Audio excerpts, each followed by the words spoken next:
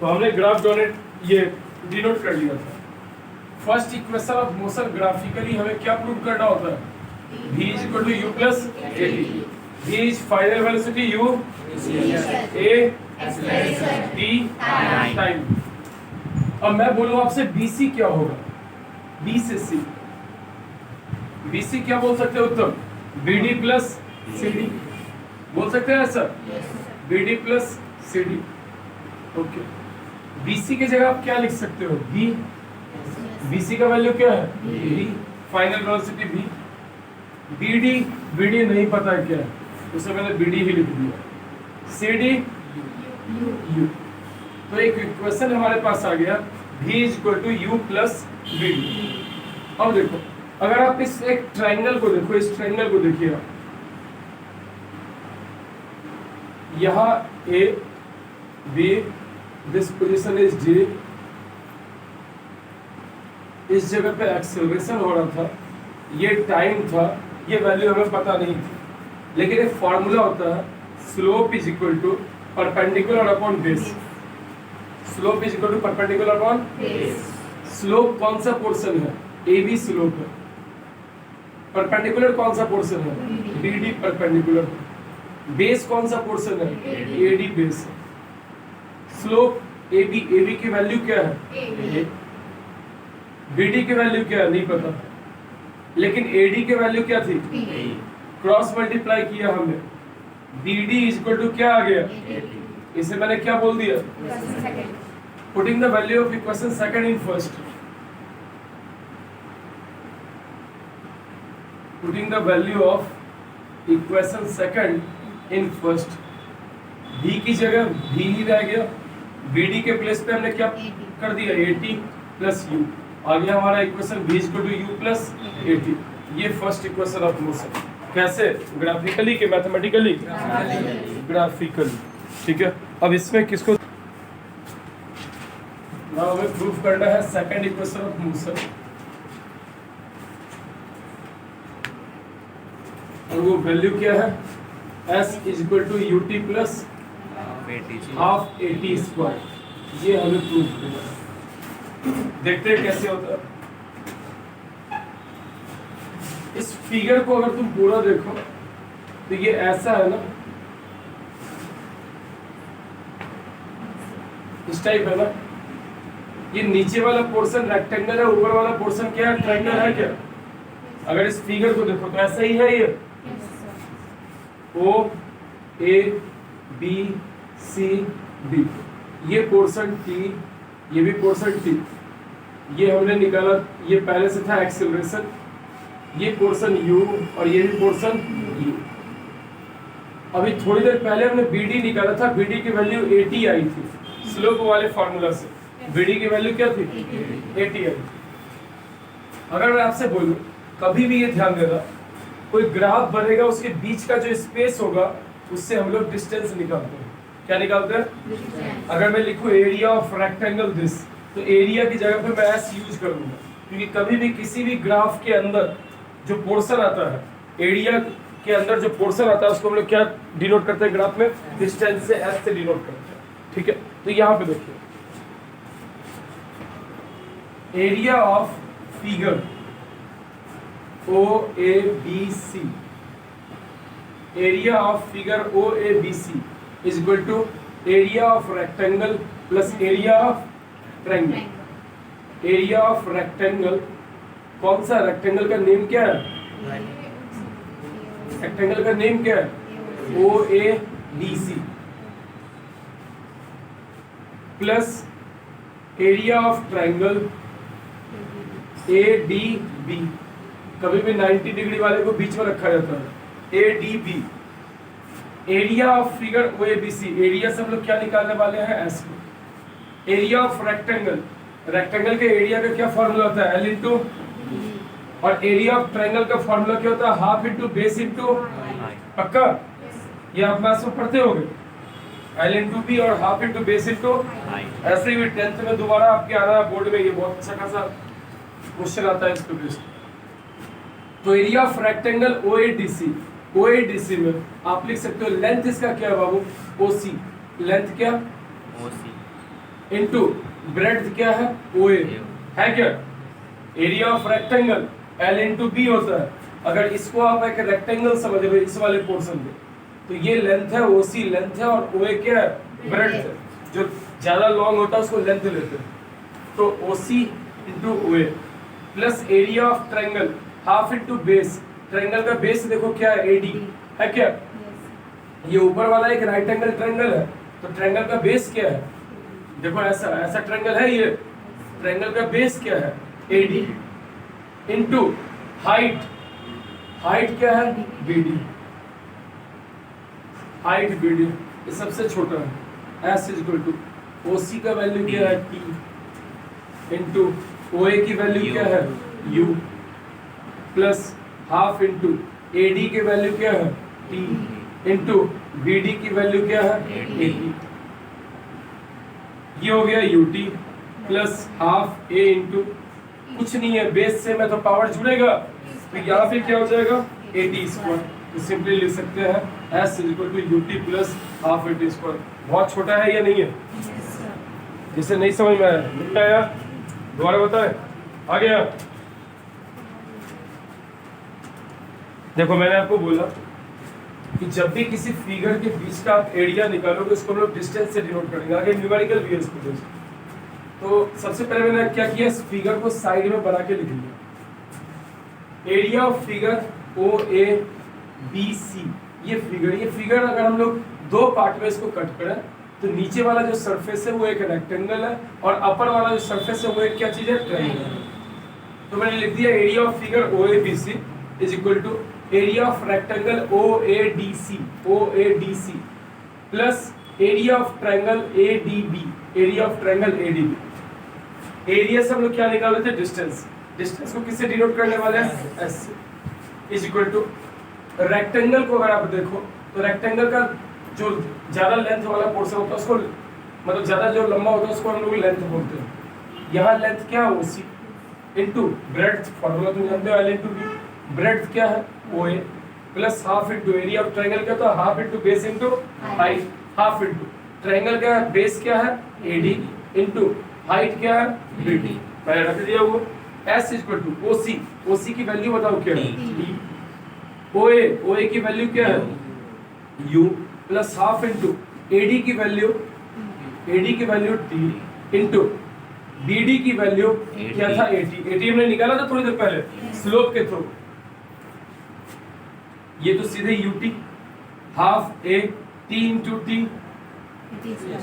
Into T वो मैंने जानबूझ के 1 दिया। बेस सेम होता तो पावर क्या होता है ऐड हो जाता। तो ये आ गया आपका सेकंड इक्वेशन ऑफ मोशन जी। अब हमें third equation of motion prove करना है ग्राफिकली। इट मींस हमें प्रूव करना है v square equal to u square plus 2s। इसके प्रूव में ना थोड़ा सा मैथमेटिकल यूज भी है। पूरी तरीके से ये ग्राफ देख के सिर्फ नहीं होना। अगर इस फिगर को आप देखो मैं ऐसे रख दूं अगर, तो ये आपको नहीं लग रहा ट्रेपीजियम जैसा, ट्रेपीजियम टाइप का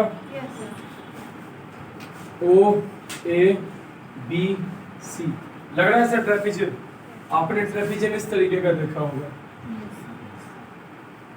इसको बोलते थे आइसोसेलेस ट्रेपीजियम जब दोनों सेम होता था साइड पे।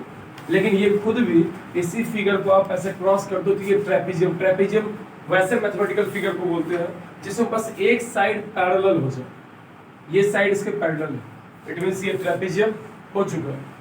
फोर साइडेड फिगर, इसका डेफिनेशन ही होता है four sided figure in which one side is parallel to each other then it can be known as trapezium। उसको हम लोग ट्रेपीजियम बोल सकते हैं। ठीक है, अंदर बढ़ दीजिए। अब ये वैल्यू क्या थी u, ये क्या था a, ये वाला वैल्यू b और ये वाली वैल्यू e। अगर मैं बोलूं एरिया ऑफ ट्रेपीजियम OABC, किसी को ट्रेपीजियम का फॉर्मूला ध्यान है? हाँ बताओ। 1/2 into sum of parallel sides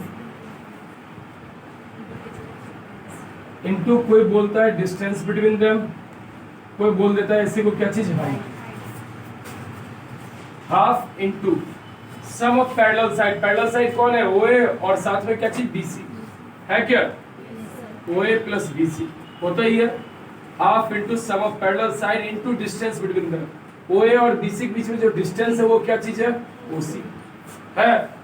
देख लीजिए एरिया से क्या निकालोगी बाबू, डिस्टेंस या डिस्प्लेसमेंट। हाफ इनटू ओए की वैल्यू बता दो क्या है u प्लस बीसी की वैल्यू v इनटू ओसी की वैल्यू d।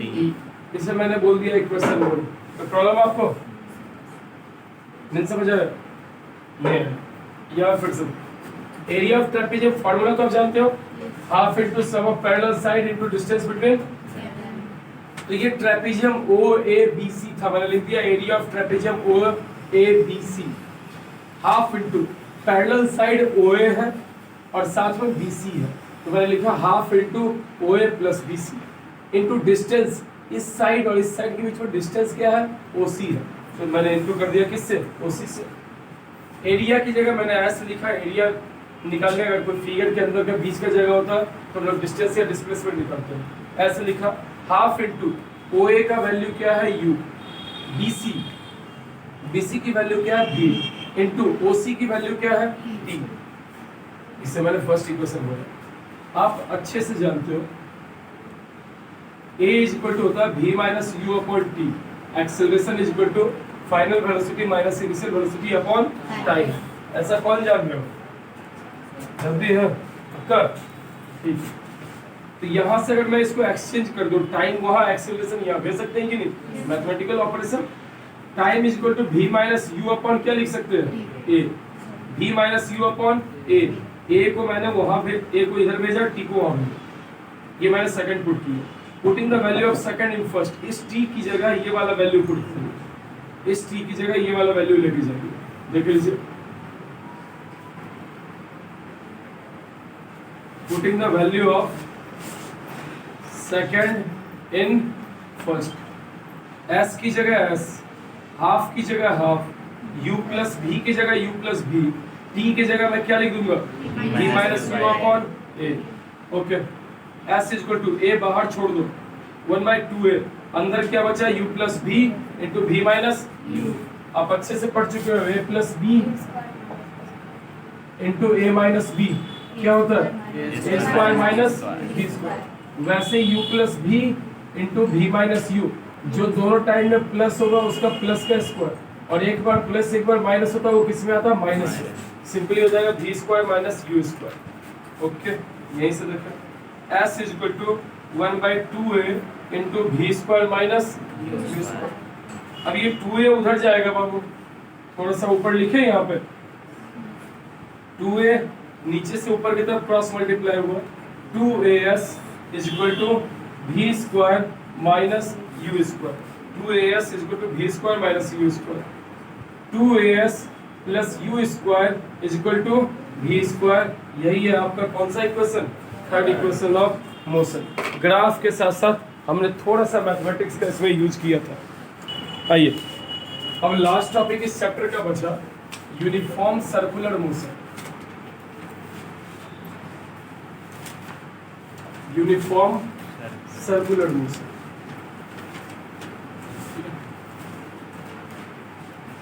ऐसा मोशन जो सर्कुलर पाथ पे हो।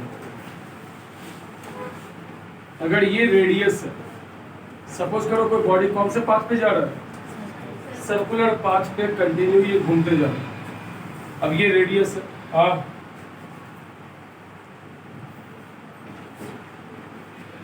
ठीक, हमें निकालना है